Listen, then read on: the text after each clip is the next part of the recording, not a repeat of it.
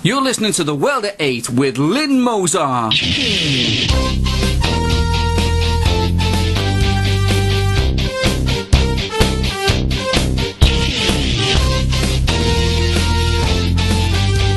World at 8, the number one in nationalist news.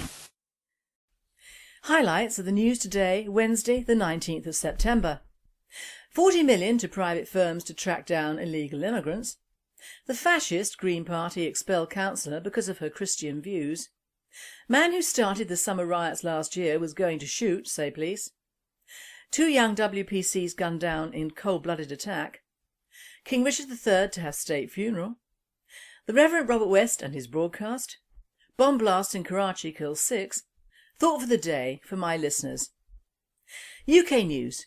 The border agency has announced it is to put out a contract worth a total of £40 million to private firms to become bounty hunters. Amongst the firms approached are capita, but it does follow a pro rata basis. The more immigrants contacted and deported, the more money they will earn. A pilot project with Serco revealed that 20% of the immigrants contacted returned home. Capita will contact the listed names by phone, letters, text on mobiles and email, but will not do visits. One World at 8 spokesperson commented, "Why not put up rewards of £500 to members of the public for each illegal we report? That will clear them out and boost our economy.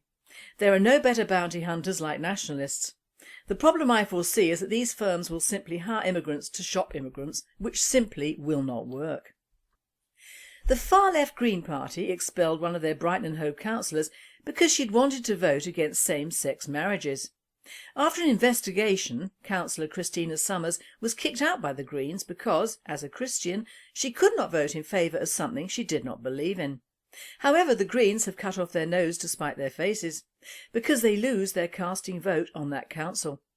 It was stated on the Archbishop Cranmer's site, "This is proof, if any were needed, that the Green Party is the most utterly and offensively intolerant of all political parties." Good grief, even the BNP opens its membership to the odd black or brown-skinned person who subscribes to its political views. But God help you now if you're a tree-hugging, whale-saving, global warming-affirming Christian with traditional views on marriage. What happened to equality and diversity? It is curious how the courts have forced the extremist BNP to adapt their membership criteria to accept the majority view of race relations, while the extremist Green Party is apparently free to discriminate against the mainstream view of marriage with impunity. Perhaps the decision needs testing in the courts. After all, it's not very inclusive, is it? A World at 8 reporter comments, "I like this man, a truly open mind." The trial of Kevin Hutchinson Foster, who supplied the gun to Mark Duggan, which led to the shooting in Tottenham, which in turn sparked off the race riots in 2011, has opened in Snaresbrook Crown Court. Hutchinson Foster, 30, denies selling or transferring a prohibitive firearm, namely a BBM Bruni Model 92 handgun, to Duggan. He had received the firearm around 50 minutes earlier from Hutchinson Foster. Prosecutor Edward Brown QC said Duggan was under police surveillance on the 4th of August and was shot by a police marksman who killed him as he turned to police officers with gun in hand positioned to shoot, the court heard.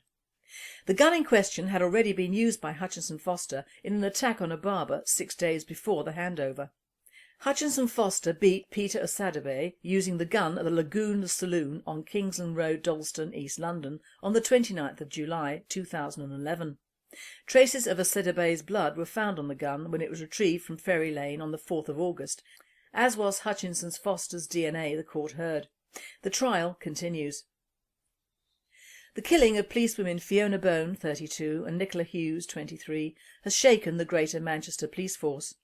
They were attacked and murdered after a phony burglary was called in. The murderer, Cale Cregan, 29, killed both women in cold blood and then handed himself in to a police station.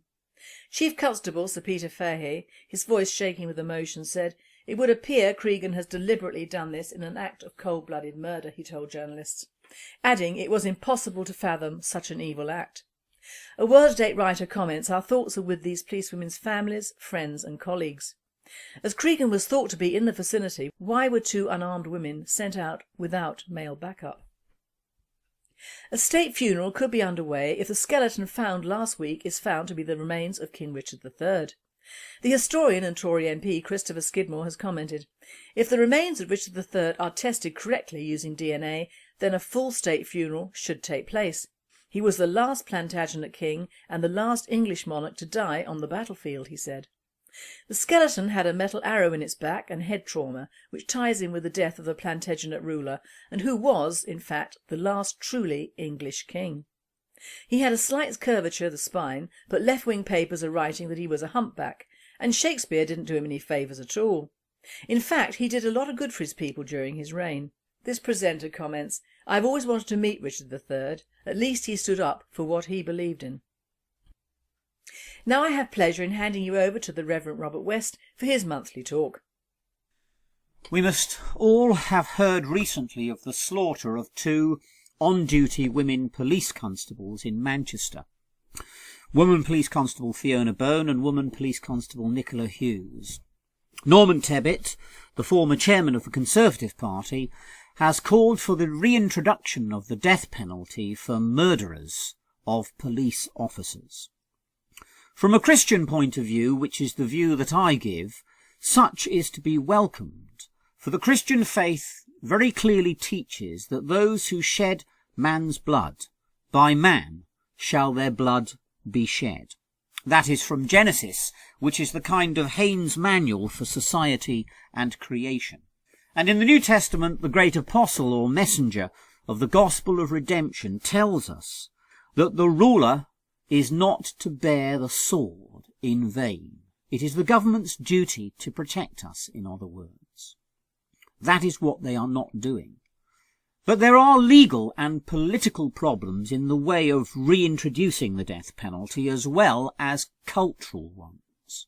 Many people have become so feeble-minded when it comes to the protection of human life by the deterrent effect of the death penalty upon the perpetrators of murder. Pseudo-academics ensconced in academic universities and colleges tell us that it has no deterrent effect. Yet murder has increased exponentially with the abolition of the death penalty for murder. The mainstream political parties, if I may call them that, have hardly got the guts to do what is right, the protestations of Norman Tebbit accepting. And then we have both the Human Rights Act, passed under the notorious Tony Blair in 1998, and the European Convention on Human Rights and Fundamental Freedoms signed way back in 1951. Both of these, as interpreted by the judges of Strasbourg, now forbid their signatory states to improve their lot and the defence of their citizens by reintroducing the death penalty for murder and high treason. The solution, it seems to me, is very simple.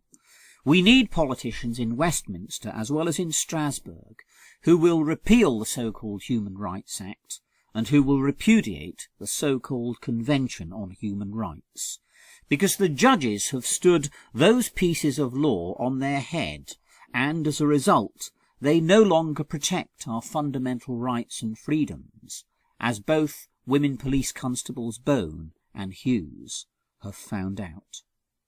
But the protection of the death penalty, to be inflicted upon murderers, I believe, must not just be available to defend police officers.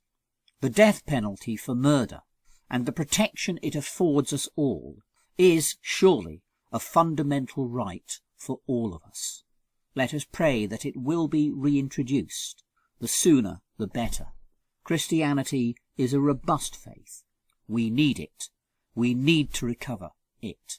And we need to apply it. Thank you, Reverend West, for your very interesting output. I'm sure our listeners have thoroughly enjoyed it. World news. 6 people have been killed in a bomb blast in Karachi. The blast, thought to be the work of Islamic fundamentalists, was detonated in a busy marketplace full of women and children buying groceries. Experts have been scouring the site for clues on how the bomb was made and how it was detonated. Bomb blasts in Pakistan have killed 10 people recently in public places. 3 Turkish citizens were wounded when the FSA, the rebels, and President Assad's forces exchanged fire on the Turkish-Syrian border today. It was reported from Azerbaijan by CNN Turk TV. The Turkish government moved swiftly to move residents from border villages near Syria after the fighting broke out. Syrian government officials now know that the arming of the rebels comes through that particular border with Turkey and patrol it regularly. 10 Turkish soldiers have been killed in a grenade attack by Kurdish rebels along another border, which has seen around 70 Turkish wounded as well. Thought for the day. This is especially for the people who listen to World at 8 and who take the time to send in their very welcome comments, and for those who express their points of view to each other. I have not forgotten you and I do read your emails. Now to Paul James, I'm sorry you think that sometimes I can be depressing, but of course you're right, I can and often am, because that is the only way of telling the Brits that they are overly emotional over stupid subjects and not emotional enough over their country and their future. Of course we want people to realise what is happening, but we do not want them suicidal. That would defeat what I'm trying to do. To Donna TX, now is this with a kiss or X-rated? Her comments are really very useful and very informative, but I'm especially worried by the rats being sold in a London market, albeit by Africans. There is very little of this nasty item in the Nationals or on the TV, but we are talking about spreading contagious diseases here in the UK, and the fact that the health and safety people stop kids playing conkers and rescue men actually not rescuing somebody because of a few inches of water. And yet something as vile as that bushmeat, as it is called, is selling in broad daylight on the streets of our capital city. Bonkers, politically correct crap is what it is, my friends.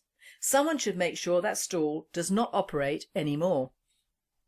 Equally worrying is the question that the Ebola virus can be carried in these illegal meat imports, which come in usually through Stansted Airport on Sunday evenings, apparently I have been told today. It stands to reason if companies at airports employ immigrants, they're going to turn a blind eye or get paid to get this obscene meat through. Now Ebola can wipe out entire continents if not checked, although it hasn't done a very good job in Africa, or we would not have this problem. But it should be a matter of concern to the Ministry of Ag and Fish to stop this and stop it now. Monkeys are also considered edible for the African palate, and these do carry diseases transferable to humans. Perhaps the people who should be monitoring these illegal imports are too busy checking up on our poor farmers and their poor hormone-dosed cows, or making sure that French and Spanish fishermen operate large fishing boats built in India in our fishing waters to care what could happen if just one of these viruses was transmitted either by bushmeat or the person themselves just flying into London.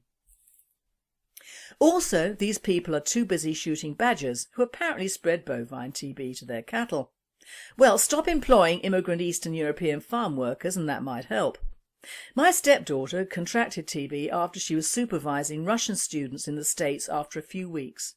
So don't tell me that TB is not transferable from humans to cattle and vice versa. The last foot and mouth was spread by bushmeat to the home counties. Until we eradicated TB in the UK, it was a scourge and afflicted rich and poor alike. Are those times coming again through our government's stupidity in allowing all and sundry unchecked into this country? Dear, I'm no kafir. I just love this man. He's so knowledgeable and his writing is varied and interesting.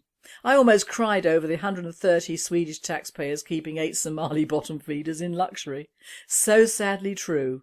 We just never stop giving in the UK, do we?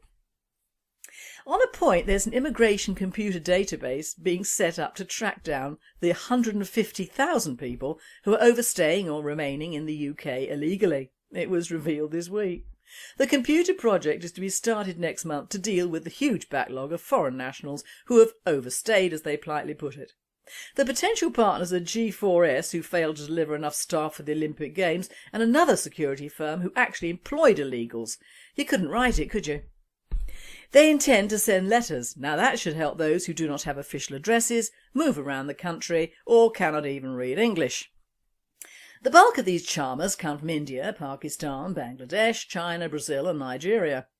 In total, an enormous backlog of 276,000 immigration cases, and this does not include the present and ever-growing number of illegals flooding the country.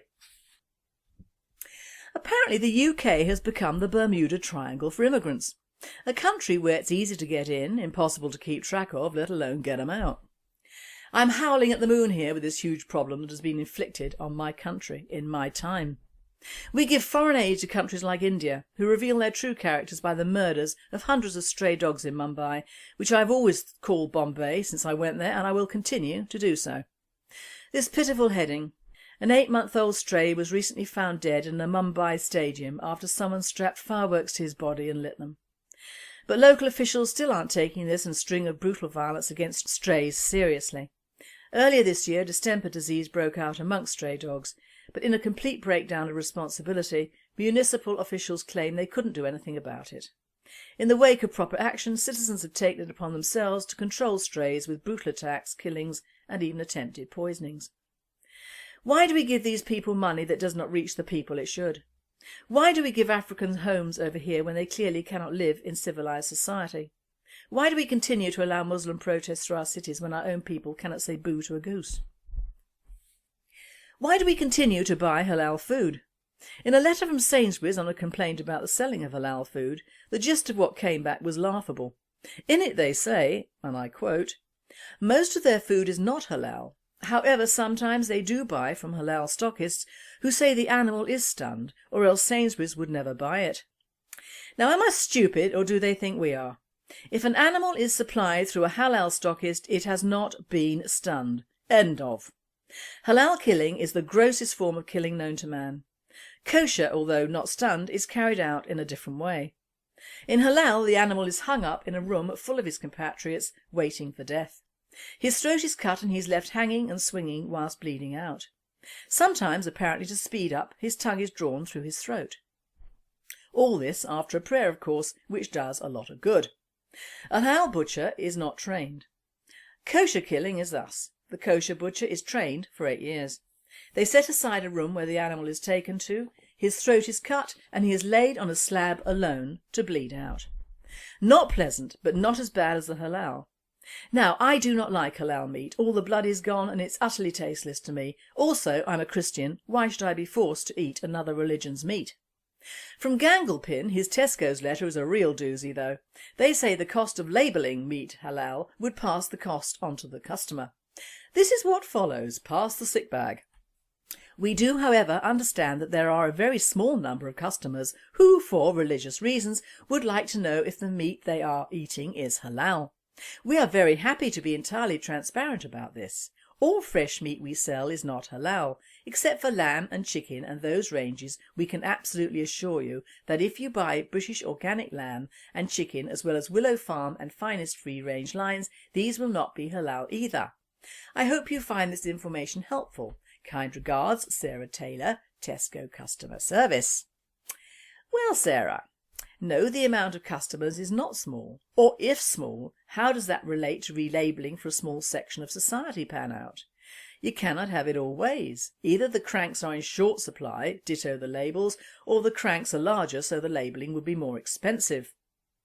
And organic is expensive and people go to Tesco because it's either cheap or the only shop in the vicinity, as in Borden. Now from Rick Hoven, the takeaway warning, which is wonderful. In short, do not trust any takeaway. Curry, like French food in the Middle Ages, was invented because the spices took away the smell of decay. It isn't trendy to buy takeaways. You simply do not know if you're eating rat or dog and in fact could be eating both. According to this guy, many hospitalisations are due to takeaway crap, but they're rarely reported. Well, of course, not much like the poor old rats in London. Just let the disease creep up and then deny is the way to go, apparently. It really is up to us to make a stand. Even if deeply depressed, and sometimes I even depress myself, I will stand and yell in defiance of what is happening to my country and people. Sometimes through the love of their tummies as well, but mainly through the lackadaisical attitude of the establishment and the money-grubbing corporate companies and supermarkets. Let their directors eat rat. Keep commenting, my friends, and keep the faith. We need you all in the fight to come. And finally, the Great Escape, Mexican style. Texan prison officers and officials have been baffled over a prison escape of around 130 prisoners from its high-security jail. The escapees, mostly Mexicans, had somehow dug their way through the earth and made a huge tunnel with ropes and cables. When the prison warders clocked onto work, they found nearly all the Mexicans had gone. But where? One person commented, "Expect plenty of car washes springing up around the United States in the next few weeks. I've heard of the Great Escape, but this is crazy." You have been listening to The World at 8. I am Lynn Mozart and I wish you all a very good night.